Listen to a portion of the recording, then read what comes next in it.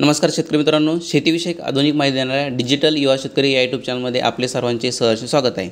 शेतकरी मित्रांनो, आजच्या व्हिडिओमध्ये आपण मार्केटमध्ये ब्लॅक थ्रिप्सच्या नियंत्रणासाठी जे नवीन कीटकनाशक आलेले आहेत त्याच्याबद्दलची सविस्तर माहिती पाहणार आहोत। त्याचं प्रमाण, घटक आणि वापर कशा पद्धतीने करायचा याबद्दलची सविस्तर माहिती पाहण्यासाठी हा व्हिडिओ शेवटपर्यंत नक्की बघा।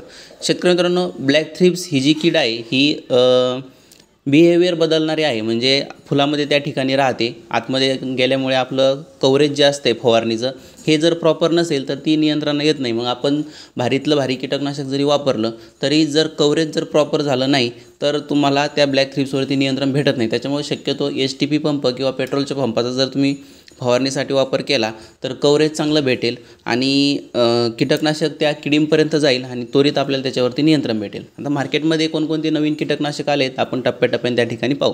तर सर्वात महत्त्वाचं, गोदरेज या कंपनीने राशिनबन या नावाचं कीटकनाशक आणलेलं आहे, ज्याचा वापर करून तुम्ही ब्लॅक थ्रिप्सवरती नियंत्रण मिळवू शकता। किंवा मायथ्री नावाचं कोरोमंडलचं एक कीटकनाशक येतं ज्याच्यामध्ये फिप्रोनिल आणि हेक्झाथिओक्झॉक्स हे दोन घटक आहेत।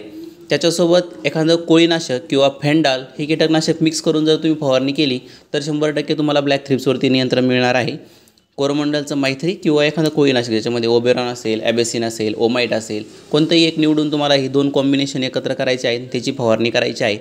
त्याचबरोबर BSF या कंपनीचं एक्सपोनसचा तुम्ही देखील वापर करू शकता किंवा एक्सपोनस जर वापरला असेल तर त्याच्यासोबत मिक्स करून तुम्ही लान्सर गोल्ड घेऊ शकता दुसऱ्या फवारणीमध्ये, जेणेकरून अजून थोडा स्ट्रॉंग त्या ठिकाणी होईल। म्हणजे BSFचं एक्सपोनस प्लस लान्सर गोल्ड हे दोन्हींचं एकत्रित करून तुम्ही फवारणी घेऊ शकता।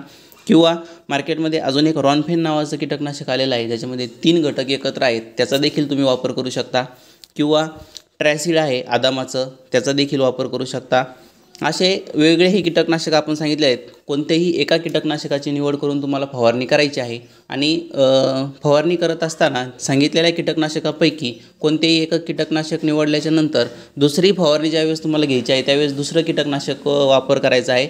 एकाच कीटकनाशकाचा परत वापर केल्यामुळे त्या किडीमध्ये रेजिस्टन्स निर्माण होत असतो, त्याच्यामुळे कीटकनाशक आलटून पालटून तुम्हाला वापरायचे आहेत।